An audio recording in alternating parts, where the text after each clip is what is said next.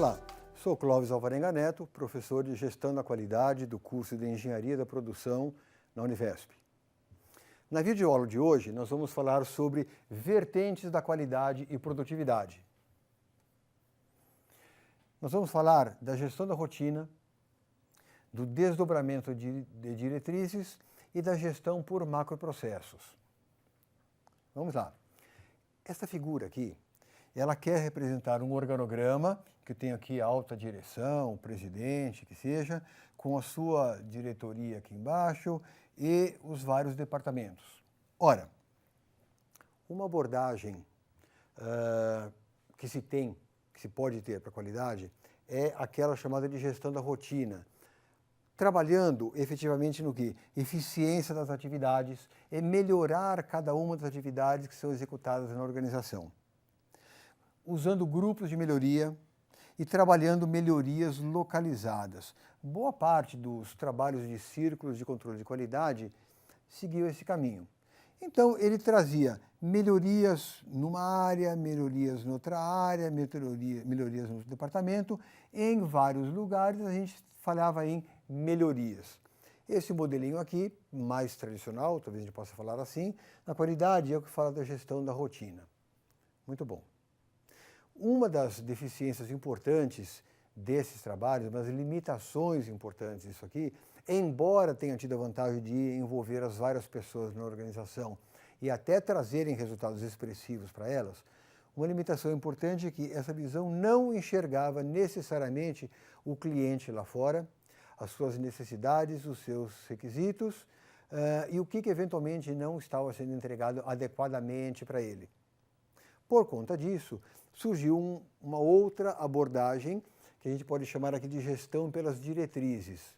Essa aqui vem da alta direção. E aí ela vai trabalhar cultura organizacional para a qualidade. É importante falar nisso daqui, porque, entre outras coisas, o movimento da qualidade total dá uma série de ferramentas e materiais para serem trabalhados, sem entrar no detalhe se a empresa é grande, média, pequena, pública, privada, assim por diante. Parece que o modelo é um que vale para todo mundo. Ora, não é difícil a gente imaginar que a questão da qualidade precisa ser entendida em cada organização, considerando a quantidade de pessoas que atuam ali, o nível educacional desse pessoal, a atitude, participação, motivação do pessoal para a qualidade. Então é preciso desdobrar essas diretrizes, fazer a gestão das diretrizes considerando a cultura organizacional para a qualidade, considerando quais são as diretrizes a serem desdobradas e como que é feito esse desdobramento. Por quê? Porque melhorar a pontualidade da entrega tem um significado diferente na produção do que na área de manutenção. Pontualidade da entrega é diferente no transporte do produto, na distribuição e entrega e no faturamento. Então, desdobrar as metas é relevante, mas considerando cada parte da organização. Então, esta visão tinha uma série de vantagens e algumas limitações. Essa daqui tem umas outras vantagens para complementar essa daqui. Mas, efetivamente, olhando novamente para o organograma, aqui, além de colocar os vários departamentos e áreas da organização, eu tenho aqui os fornecedores e eu tenho aqui os clientes. E, de verdade, a terceira vertente é essa dos macroprocessos organizacionais. Efetivamente, é esta vertente que enxerga os fornecedores, todos eles e quais são os tipos de serviços que eles prestam, o tipo de fornecimento que eles oferecem, essa cadeia interna de suprimentos e a entrega para o cliente lá fora.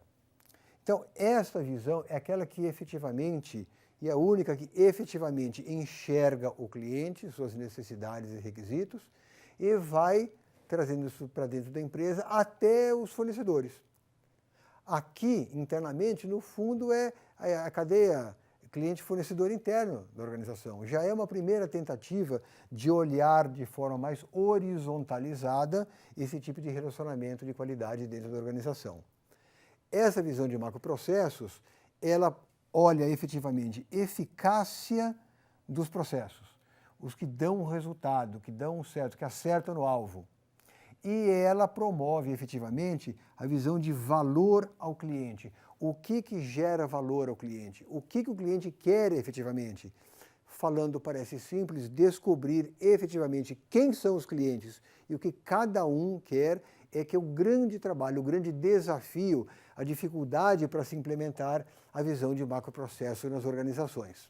Conhecendo essas três abordagens, a gente pode falar que essa visão de macroprocessos de uma organização efetivamente inclui os três elementos necessários para descrever um negócio. Quais são os elementos? Primeiro, o cliente. Quem é o cliente? Pessoa física ou pessoa jurídica? É criança, é adolescente, é adulto, é idoso, é homem, é mulher, é pessoa jurídica com um endereço só, monolocal, ou multilocal, espalhada, dispersa pelo país ou pelo lugar que for.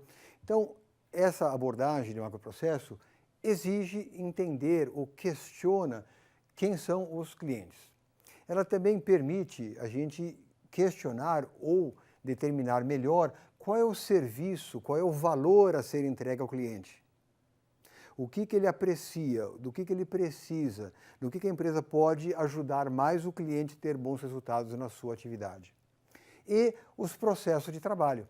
Quais são os processos que são executados em cada área, parte, departamento da empresa, que vai gerar valor no final. A visão de macroprocessos não está preocupada com a divisão em departamentos, mas é uma característica que não pode deixar de considerar como existente nas organizações de hoje. A visão para o macroprocessos da organização, então, permite ver como que as atividades que adicionam valor, efetivamente, são realmente feitas, independentemente das fronteiras funcionais ou departamentais. É essa a grande contribuição da visão de macroprocessos. A visão de macroprocessos permite que cada colaborador veja como o seu trabalho se alinha com o processo total e favorece o trabalho em equipe. A visão de macroprocessos permite que cada um, a gente fala tanto na contribuição de cada trabalhador, de cada membro da organização, mas muitas vezes ele fica sem saber exatamente como fazer isso. Ela permite juntar grupos, promover melhorias, ver as falhas a serem reparadas e as melhorias a serem incentivadas e serem tocadas mais para frente ainda. E a visão para o macroprocesso também mostra os relacionamentos internos e externos, cliente interno, fornecedor interno, cliente externo, fornecedor externo, entre os clientes e fornecedores, por meio dos quais são gerados os produtos e serviços.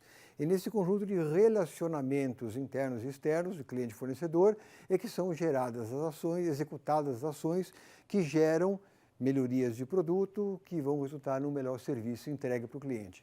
Então, a visão para macroprocessos permite essa visualização de forma mais intuitiva, de forma mais natural. Se a gente for dar uma olhadinha na importância disso, olha, eu vou comparar aqui a gerência funcional com a gerência por processo. Na visão tradicional dentro da empresa, a gente tem, simplificadamente, algumas áreas. Áreas de desenvolvimento de produto, área de fabricação, área de vendas ou de serviços e área de finanças. E cada uma dessas áreas tem objetivos próprios delas, áreas. Ora, o pessoal de desenvolvimento muitas vezes está preocupado com uma questão tecnologia, com essa tecnologia. Quais são as tecnologias mais novas que estão acontecendo, estão disponíveis, serão trazidas para a organização, seriam melhores para a organização. Então, o índice de atualização tecnológica é uma preocupação importante do pessoal dessa área aqui de desenvolvimento. Também é verdade que o pessoal de produção ou fabricação tem uma preocupação grande com a questão de cumprimento de prazos, atingimento de custos, e é esse o grande alvo da atuação desse pessoal. E a gente tem o pessoal de vendas ou de serviços que tem uma preocupação muito grande com as cotas, atingir a cota de venda, na quantidade de pedidos ou o valor a ser faturado no mês ou no período. E tem uma área, por exemplo, de finanças, que tem uma preocupação grande com a questão de lucro. Deu resultado?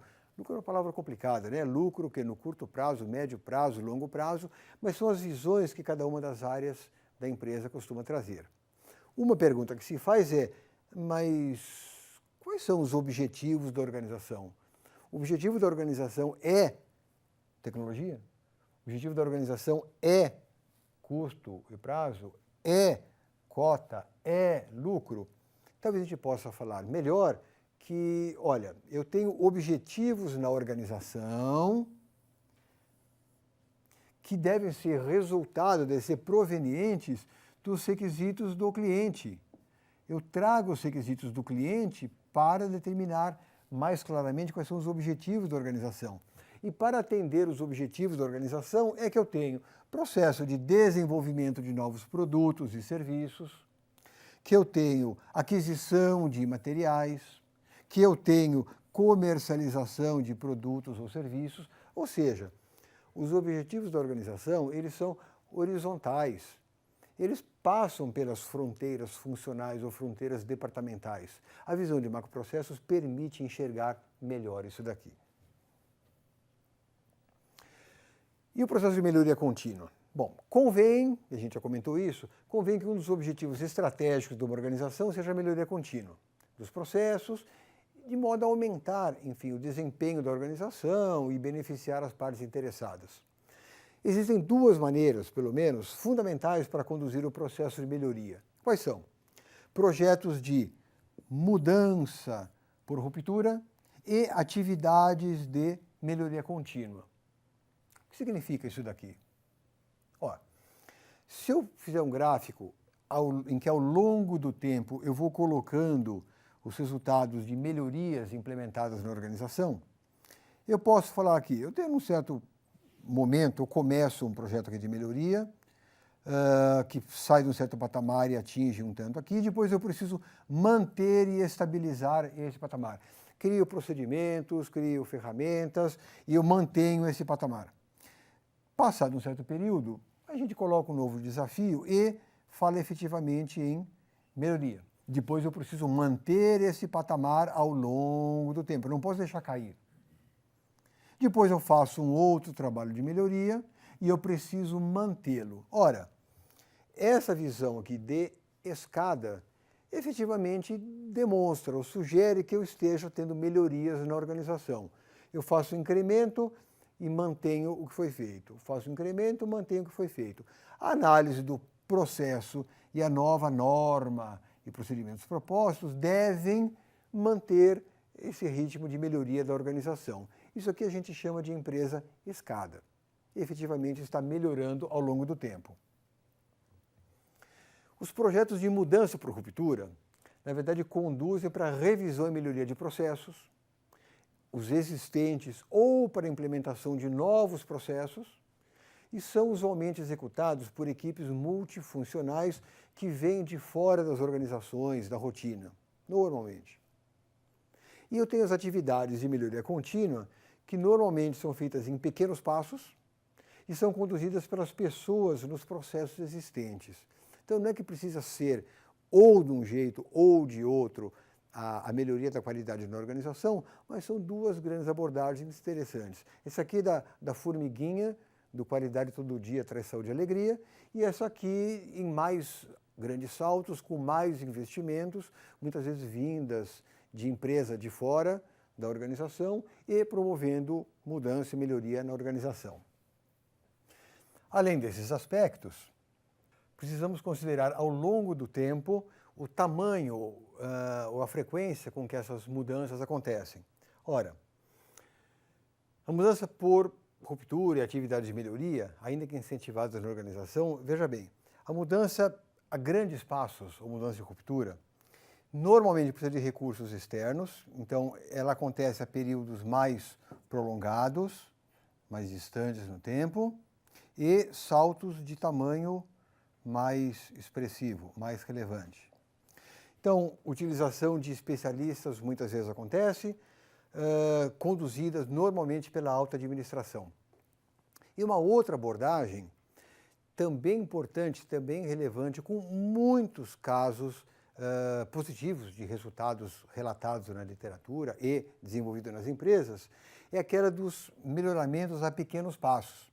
É aquela que fala que em aprimoramento dos métodos, aquele conduzido normalmente internamente pelo pessoal da organização. Utilização do pessoal próprio, então, e gestão por níveis hierárquicos mais baixos, aquele de incremento mais frequente e de menor tamanho. Qual que é o melhor para cada organização? Depende de cada organização. Há lugares em que há o hábito de manter rotina, de manter programas por um período longo, e esse caminho pode ser bastante proveitoso, com resultados expressivos para a organização. Em outros ambientes, ou em outros momentos, pode haver necessidade de recurso externo e aporte maior de dinheiro, investimento tecnológico, e esse caminho parece ser relevante. Cada organização precisa ver qual o caminho que ela quer seguir, de modo a conseguir resultados mais expressivos e continuar competitivo no mercado. Por hoje é isso, até a próxima.